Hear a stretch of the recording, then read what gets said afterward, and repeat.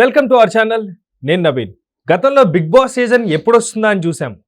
రీసెంట్గా big boss season వచ్చిందా అనుకున్నాం. అయితే బిగ్ బాస్ని తలదనేలా ఇంకొక షో వస్తే ఎస్, ప్రస్తుతానికి ప్రతి ఒక్కరూ అయ్యో ఎలా ఉండబోతుందో ఈ క్వశ్చన్ మార్కే కనిపిస్తుంది.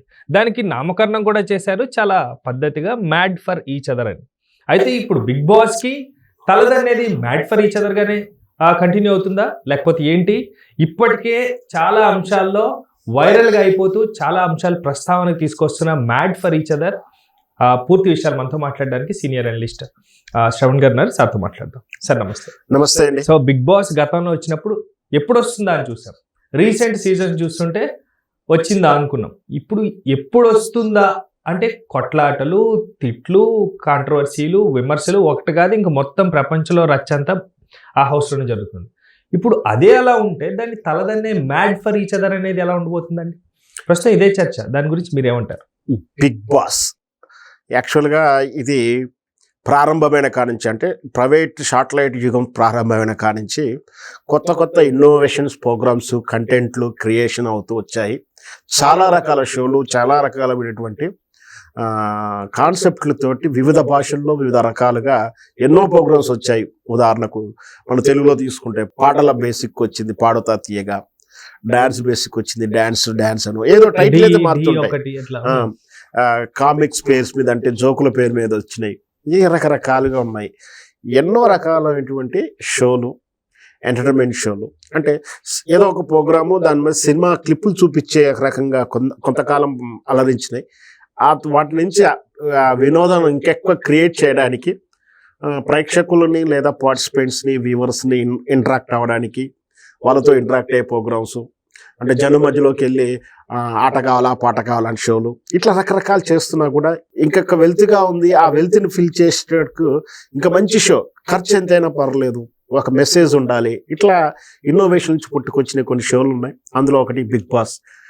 ఒక పరిచయస్తులు లేదా పరిచయం లేని వ్యక్తుల మధ్యలో వాళ్ళని ఒక ఇంట్లో ఉంచితే వాళ్ళ బిహేవియర్ ఎలా ఉంటుంది, వాళ్ళు ఎట్లా సస్టైన్ అవుతారు, అంటే వాళ్ళ అవసరాలు వాళ్ళు తీర్చుకుంటూ. అందుకనే మనం చూసాం బిగ్ బాస్లో లిమిటెడ్ ఫుడ్ ఇస్తారు, ఫుడ్ అంతలోనే సర్దుబాటు చేసుకోవాలి.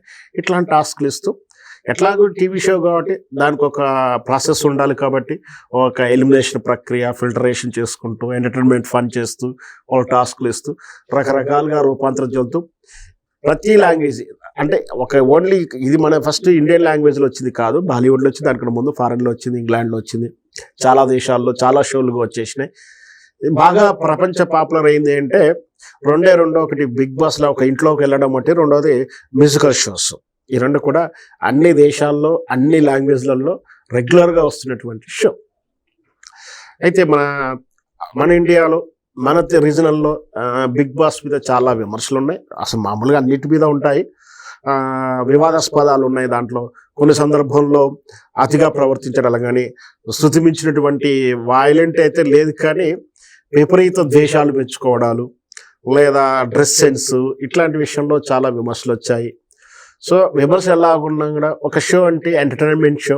ఎంటర్టైన్మెంట్ అంటే ఛానల్లో ఏదో కాలక్షేపం కోసం చూసేది కాబట్టి, విజ్ఞానం కోసం చూసే ప్రోగ్రామ్స్, మళ్ళీ విజ్ఞానం సపరేట్ సెక్టర్ కూడా ఉన్నాయిగా. ఉదాహరణకు భక్తి ఛానల్స్ ఉన్నాయి, రైతు పేరు మీద రైతు ఛానల్స్ ఉన్నాయి, విజ్ఞాన పేరు మీద అంటే ఎడ్యుకేషన్ ఛానల్స్ ఉన్నాయి.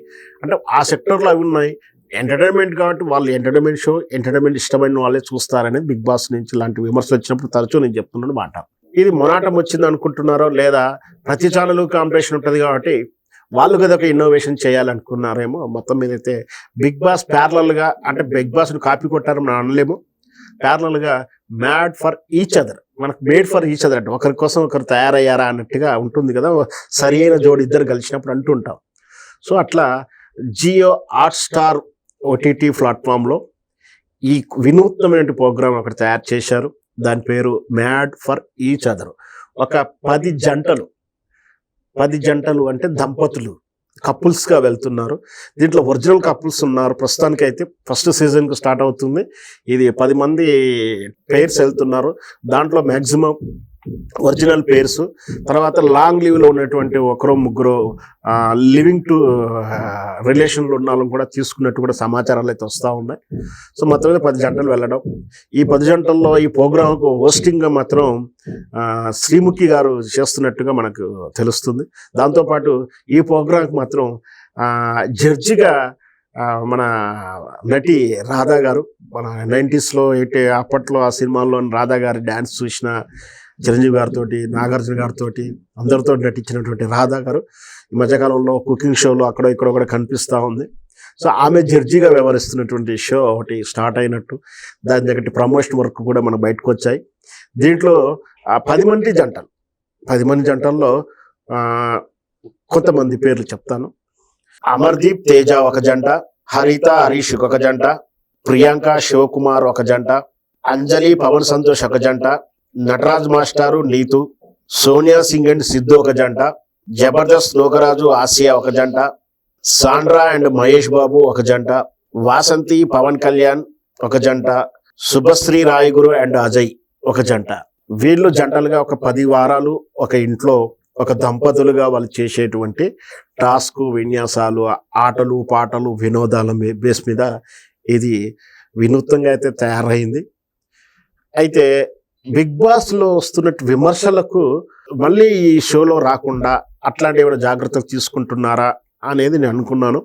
అయితే బిగ్ బాస్లో ఉన్నట్టు ప్రధాన విమర్శ ఏంటంటే అపరిచితుల మధ్యలో ఒక రూమ్లో పెట్టేసి, ఒక ఇంట్లో పెట్టి వాళ్ళ మధ్య కావాలని టీఆర్పీ రేటింగ్ కోసం వాళ్ళ మధ్య లవ్ ట్రాక్లు నడపడం, లేదా కావాలని ఒక కల్పిత గొడవ కానీ ఏదన్నా ఒక క్రియేషన్ చేసేసి వాళ్ళ మధ్య ఏదో ఫైటింగ్ పెట్టడం, ఇవన్నీ కూడా కొన్ని బిగ్ బాస్లో మేము వింటా ఉన్నాం. దాంతోపాటు కొంచెం డ్రెస్ సెన్స్ విషయంలో 1-2 పార్టిసిపెంట్స్ విషయాల్లో కానీ, లేదా వాళ్ళ మధ్య అనవసరమైనటువంటి ద్వేషాలు పెరగడం, ఇవన్నీ బిగ్ బాస్లో ఉన్నాయి. ఈ బిగ్ బాస్లో ఉన్నటువంటి మిస్టేక్స్ని ఈ విమర్శలకు ఇక్కడ మ్యాట్ ఫర్ ఈచ్ అదర్లో రాకుండా జాగ్రత్త పడుతుంటే ఇది ఖచ్చితంగా షో బిగ్ బాస్ని మించిపోతుందని చెప్పొచ్చు. అయితే బిగ్ బాస్ ఫాలోనే అవుతున్నట్టుగా ఒకటి మాత్రం ప్యారలల్గా చెప్పొచ్చిన విషయం ఏంటంటే, అందులో కూడా ఎవరైతే సెలబ్రిటీలుగా ఆల్రెడీ ఉన్న వాళ్ళు, ఎవరైతే వైరల్గా ఉన్న వాళ్ళనో వాళ్ళని తీసుకోవడం, అంటే ఆల్రెడీ గ్లామర్ ఎక్స్పోజింగ్గా ఉన్నటువంటి, అంటే అపరిచితులు నేను తీసుకుంటలేరు, అందరూ నోన్ ఫేస్ ని తీసుకుంటున్నారు. ఆల్రెడీ బిగ్ బాస్ లో పార్టిసిపేట్ అయిన వాళ్ళని కూడా కంటిన్యూ చేస్తున్నారు. సో వాళ్ళ ఇష్టం ఏదైనా సరే. కాకపోతే బిగ్ బాస్ లో ఉన్నటువంటి ఏదైతే విమర్శలు ఉన్నాయో, ఏదైతే అతిగా ఉన్నాయో అట్లాంటి అన్నిటిని కూడా క్యాన్సిల్ చేస్తూ వాళ్ళ జోలికి వెళ్లకుండా కేవలం వినోదాన్ని ఇస్తూ భార్యాభర్తల మధ్యలో ఉన్నటువంటి వాళ్ళ మధ్యలో అన్యోన్యాన్ని, ఒక కపుల్ మధ్యలో ఎలా ఉందో, అంటే సింపుల్గా చెప్పాలంటే ప్రేక్షకుడు చూస్తున్నప్పుడు వాళ్ళ ఇంట్లో జరిగే సన్నివేశంలా ఉండాలి, లేదా పక్కింట్లో జరుగుతున్న సన్నివేశంలా ఉండాలి. వాళ్ళకు ఎంటర్టైన్మెంట్ ఇవ్వాలి, వాళ్ళకు సందేశాన్ని ఇవ్వాలి. కానీ ఎందుకు రాయి గొడవలు, వాళ్ళు ఎందుకు గొడవ పెట్టుకోవాలి అన్నట్టుగా ఉండకుండా జాగ్రత్త పడితే మాత్రం ఖచ్చితంగా బిగ్ బాస్ను మర్పించేలా మ్యాట్ ఫర్ ఈచ్ అదర్ ఉంటుంది. నేనైతే ఆ హోప్ అయితే నమ్ముతున్నాను. మరి ఎలా నిలబెట్టుకుంటారో చూడాలి. Thank you sir, thank you so much.